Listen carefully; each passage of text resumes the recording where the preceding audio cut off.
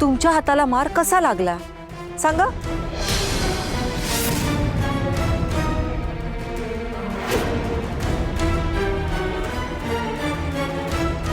इंद्रा काय म्हणतात हे सगळे? माझ्या डोक्यावर हात ठेव आणि शपथ घेऊन सांग।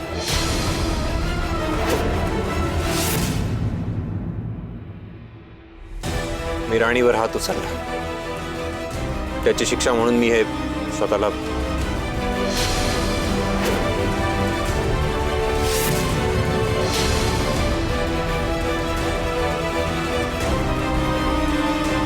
काय इंद्रा, तू तिला मारल्यानंतर तुला त्रास का व्हावा?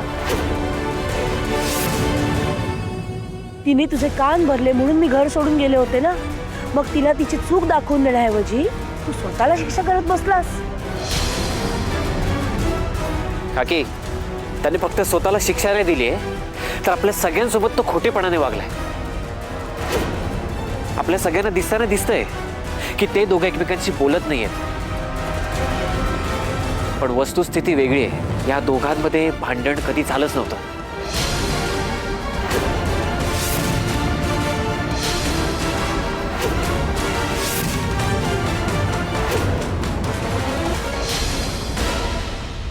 काय काकी, विचारा ना इंद्राला। इंद्रा, तू कधीच खोटं बोलत नाहीस, खोटं वागत नाहीस, पण सांग ना, यावेळी तुला राणीने सगळ्यांसमोर खोटं बोलायला भाग पडलं, सांग।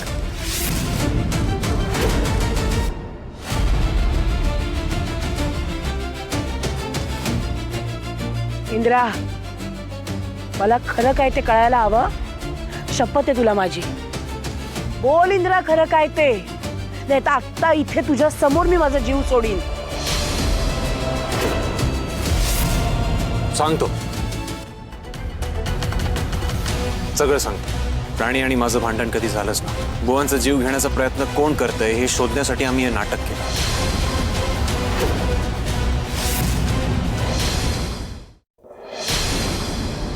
म्हणजे या पोरीसाठी तू अख्ख्या घराशी खोटं बोललास? असा नव्हतास रे तू। हे काय नको ते करून बसलायस? का वागलास असा? असं काही नाही आहे। मी आणि राणी जेव्हा बुवांना बघायला हॉस्पिटलमध्ये गेलो तेव्हा आम्हाला कळलं की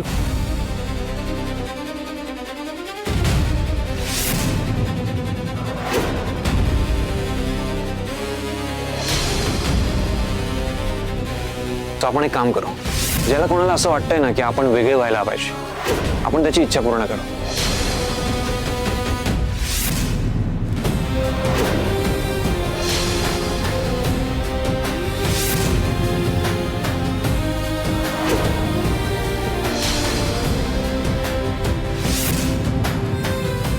आम्हाला हे सगळं कोणीतरी मुद्दाम करतंय असं वाटलं। मग हे कोण करतंय हे शोधण्यासाठी आम्ही सगळं केलं। हो, आणि जेव्हा बुवांना त्या ॲम्ब्युलन्स मधून ढकललं जात होतं तेव्हा मी विक्रांत सरांचा चेहरा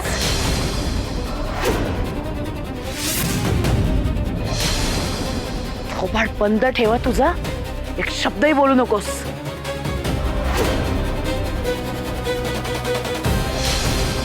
काकी, शांत व्हा। मला माहितीये तुम्ही इंद्रावर दुखावला असाल, तुम्हाला राग आलाय त्याचा। अहो, मी तर कसलाही विचार करत नाहीये। मी अजूनही इंद्राच्या बाबतीत चांगलाच विचार करतोय। आम्हाला वाईट एकाच गोष्टीचं वाटतंय की इंद्राने आपल्या सगळ्यांपासून सगळ्या गोष्टी लपवल्या। अहो, लग्न झालं तेव्हा इंद्राला राणी अजिबात आवडत नव्हती। तो जेव्हा राणीच्या बाजूने गेला तेव्हा त्याने सगळ्या गोष्टी माझ्यावर लादल्या, आणि त्याचा मला खूप जास्त त्रास होतो।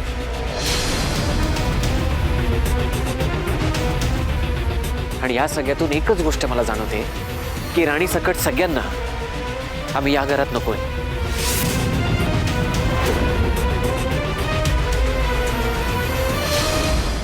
की राणी सकट सगळ्यांना आम्ही या घरात नकोय। अरे पुन्हा पुन्हा तू तेच बोलतोयस, असं विचारही मनात आणू नकोस। नाही आबा, याआधी मला परकेपणाची फिलिंग कधीच नव्हती आली। आबा, तुम्ही म्हणताय त्यानुसार पैसा, संपत्ती, जमीन जुमला सगळं इथेच राहणार आहे।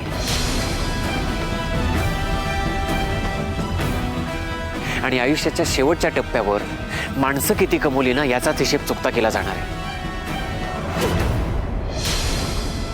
आबा, तुमची हीच शिकवण मी कायम मनात ठेवून जगत आलोय. मला माणसं कमवायची होती, त्यांची मनं जिंकायची होती. हे सगळं करता करता मीच नात्यांमध्ये गुरफटत गेलो, मीच नात्यांमध्ये हरलो.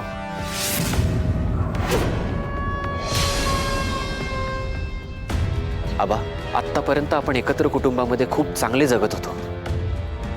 पण आमचं इथे राहणं जर का कोणाला खटकत असेल तर आम्ही इथे न राहिलेलंच बरं.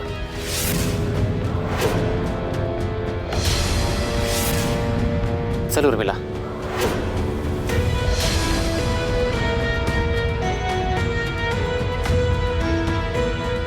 नाही विक्रांत, विक्रांत तू कुठेही जायचं नाहीयेस. ती बाहेरची घाण घरात आली म्हणून तिच्या पायी तू घर सोडून जाशील? नाही नाही, मला हे अजिबात मान्य नाही. काकी, हे बघा माझं ठरलंय. उर्मिलाला घेऊन मी असाच रिकाम्या हाताने या घरातून निघून जाईन.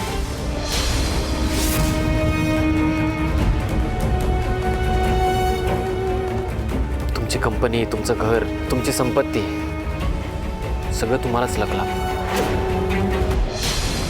आबा सॉरी, जरा तोडून बोलल्यासारखं वाटत असेल, पण आता मी इतका तुटलोय ना की मला कळतच नाही मी नेमकं कसं वागावं, काय बोलावं.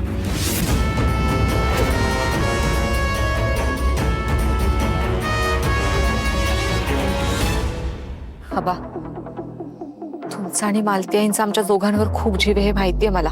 पण मी आज माझ्या नवऱ्याच्या विरोधात नाही तर त्याच्या बाजूने उभं राहणार आहे. आणि हे माझं कर्तव्य आहे आबा. पण मला एक गोष्ट कळली, या राणीसारखी माणसं एखाद्या सुखी आनंदी कुटुंबाला एका क्षणात उद्ध्वस्त करू शकतात.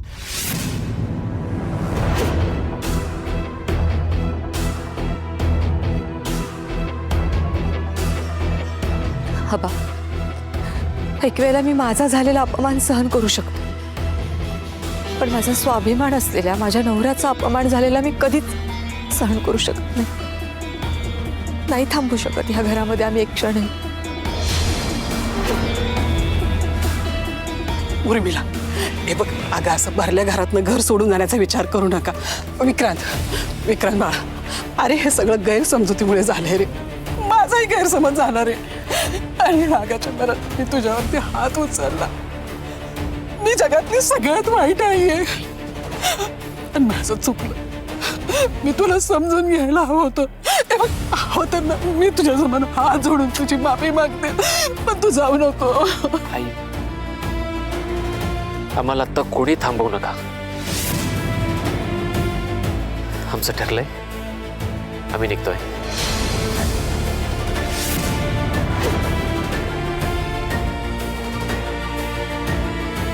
दादा, मित्रा दादा, विक्रांत दादा तू थांबव ना, तुझं ऐकेल प्लीज. दादा, हे काय घडलं? सगळे डॉट्स व्यवस्थित जुळलेले असताना आम्ही चुकीचे कसं ठरलो? नाही, राणी खोटं बोलणार नाही. पण मग हे कसं घडतंय? तो माणूस विक्रांत नव्हता तर मग होता कोण? आई, काकी, आबा, हे बघा आम्ही तुमचीच लेकर होत. आम्हाला तुम्ही हवे आहात, सो प्लीज आमच्या संपर्कात राहा. मी ज्या माणसाला ॲम्ब्युलन्सचं दार बंद करताना बघितलं ते विक्रांत सर नव्हते. पण इतका योगायोग कसा काय घडला की त्याच दिवशी विक्रांत सरांच्या हाताला सुद्धा जखम झाली? हे कसं होऊ शकतं? येतो आम्ही. अजय, तू आईची काळजी घे.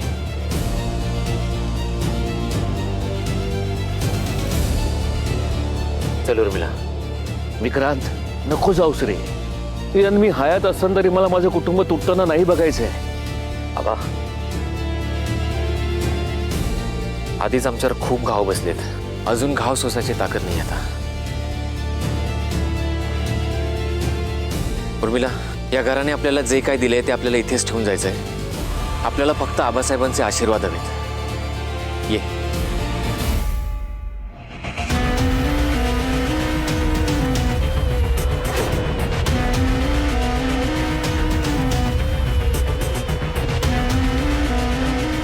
चल उर्मिला.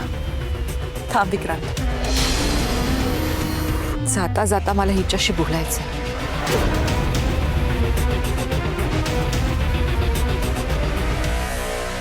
काय गे राणी, झालं ना सगळं तुझ्या मनासारखं? हेच हवं होतं ना तुला?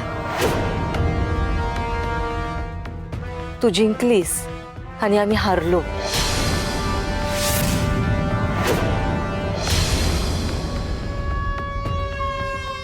आता सेलिब्रेशन कर. हे घर, पैसा अडका, सोनं सगळं घेऊन मिरव. माझी काही हरकत नाहीये. पण ना, माझी एक विनंती आहे तुला, घरामधल्या ह्या माणसांना तरी सुखा समाधानाने जगू देत.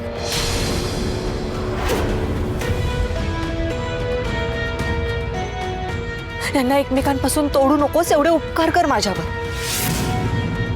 तुला हवं होतं ते केलंसच ना तू. तुला पैशांचा सोज होता, हा मिळालं ना. तुला वाटलं तुझ्या ह्या सगळ्यामध्ये आम्ही वाटेकरी आहोत, म्हणून तू घरातल्या प्रत्येकाच्या मनात आमच्याबद्दल विष पेरत गेलीस. इंदिरा भाऊजींना आमच्या विरोधात उभं केलंस. वा राणी वा. तुला हवं होतं ते तू केलंस. राहा सुखाने एकटी राहा. एक शब्दही बोलू नकोस हा.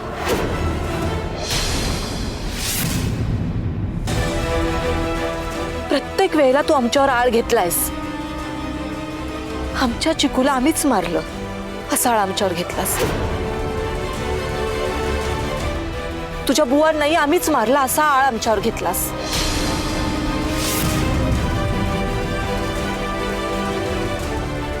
अगं, आम्ही जीवाला जीव देणारी माणसं आहोत, जीव घेणारी नाही. असो, तसंही तुला काय कळणार आहे? त्याच्यासाठी मन असावं लागतं, मन. राहा बाई, राणी सारखी एकटी या घरात राहा, राज्य कर. कोणी तुझ्या वाटेत येणार नाही. चल विक्रांत. उर्मिलाताई नका जाऊ. तुम्ही या घरातनं निघून जावा असं अजिबात वाटत नाही हो मला. हो ताई, आहे माझ्याकडे मन. फक्त माझ्या बुवांच्या बाबतीत जे काय झालं त्याच्यानंतर मी इतकी वाहवत गेले की मी माझ्याच माणसांबद्दल गैरसमज करून घेतला. उर्मिलाताई, हे बघा मी माफी मागते. तुम्ही मला माफ करा, माझं चुकलं. पण हे घर सोडून जाऊ नका प्लीज. हे राणी, तुझे खोटे अश्रू आहेत ना, ते दुसऱ्यांना दाखव, ते पाघळतील. मी नाही. विक्रांत थांब रे.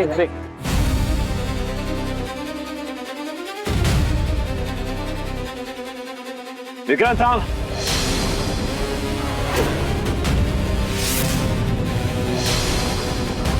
आजपर्यंत तू माझा एकही शब्द मोडला नाहीस, आजही मोडणार नाहीस. प्लीज थांब.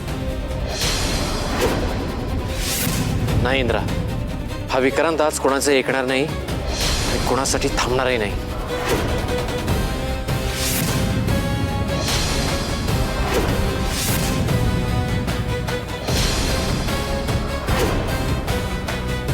चलो रे. विक्रांत, दादा, विक्रांत ऐक ना. विक्रांत,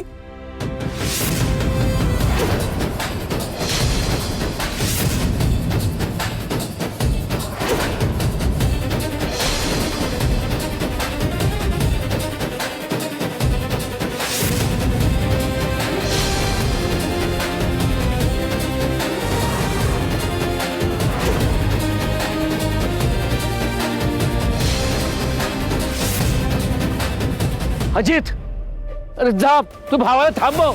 तुझा ऐकेल तो, जा लवकर. दादा, उर्मिला वहिनी. विक्रांत,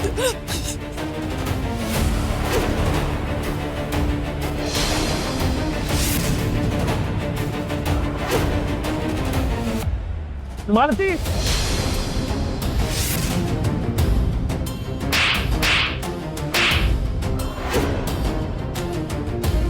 भिकारडे, घर तोडलंस ना माझं तू. माझ्या माणसांना माझ्यापासून वेगळं केलंस. कशासाठी? पैशासाठी. अगं, इतकी कशी का निर्लज्ज असू शकतेस तू? इतकी कोरड्या मनाची आहेस ना की 2 भावांना एकमेकांपासून वेगळं केलंस तू. आबांना त्यांच्या मुलापासून वेगळं केलंस. मला उर्मिला आणि विक्रांत जीव लावायचे, तर माझ्यापासूनही तोडलंच ग त्यांना. पण आमचं सोड, मायलेकांची ताटातूट केलीस. त्यांच्या डोळ्यातल्या अश्रू आहेत ना, त्याला फक्त तू जबाबदार आहेस.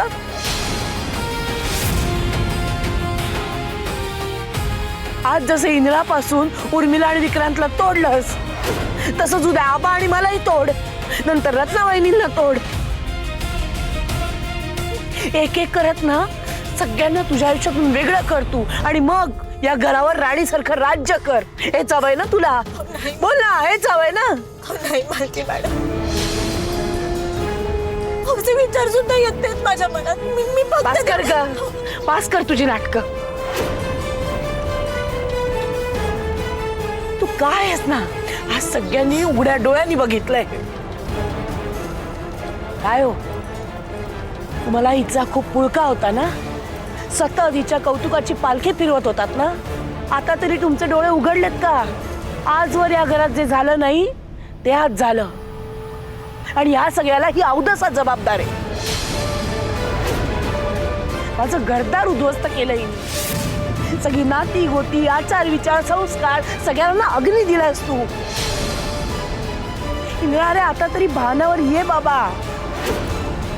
हिनेच तुझ्या भावाविरुद्ध तुझ्या मनात विष कालवलं. अरे तो नेहमी तुझ्या पाठीशी सख्या भावाप्रमाणे उभा राहिला. सख्या भावानी केलं नसतं ना इतकं केलंय त्याने तुझ्यासाठी, आणि हिने बघ काय केलं त्याचं.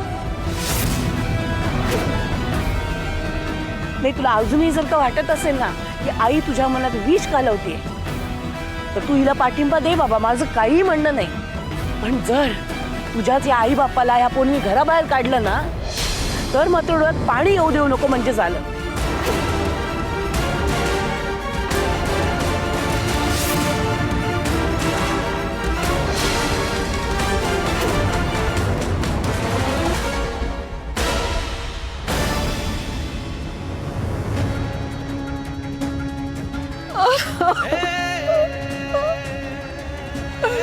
विक्रांत, माझा विक्रांत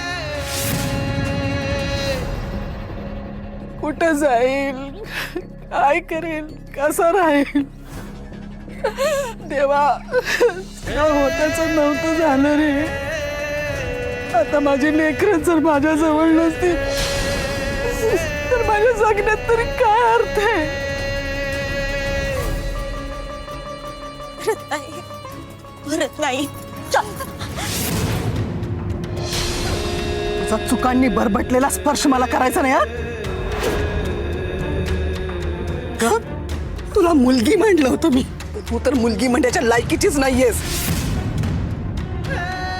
आज मला कळतंय, तुला मुलगी मांडण्याचा निर्णय माझा चुकला, साफ चुकला. नाही नाही, आई असं नका बोलू. मी हे जाणून बुजून नाही गेलं. मी शपथ घेऊन आता तुम्ही. मला आता तुझं काही एक ऐकायचं नाहीये, आणि तुझ्यासारख्या मुलीची सावली सुद्धा माझ्या आसपास पडायला नको. चालायला घेतो जा.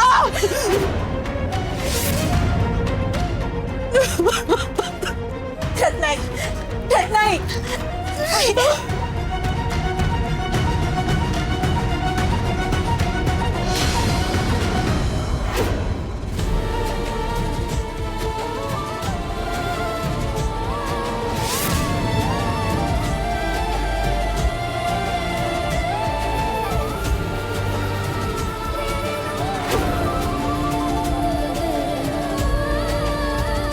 तुमच्या दोघांकडनं ही अपेक्षा नव्हती,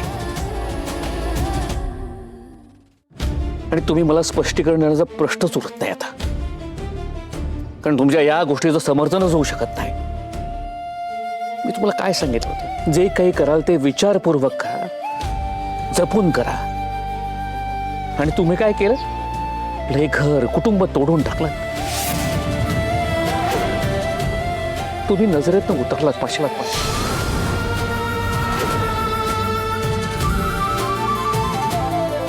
धन्यवाद.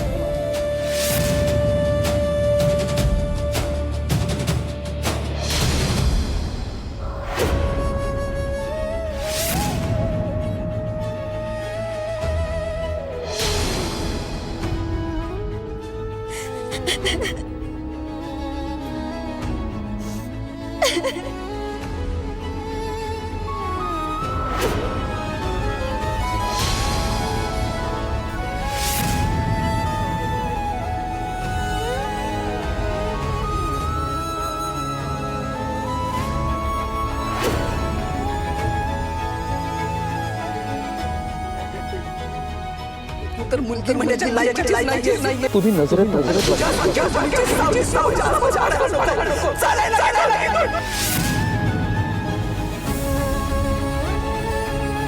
शांत हो राणी, रडू नकोस. सराव हे काय होऊन बसलं. आपल्या वागण्यामुळे अख्खं घर दुखावलं गेलं. नाही काय म्हणायला ऐकलं ना तुम्ही. सगळेच हट झालेत, पण आपणही आपल्याकडे सगळे पुरावे होते म्हणून हे सगळं केलं. नको जास्त त्रास करून घेऊस. चल आत बसून बोलू आपण. नाही सुन,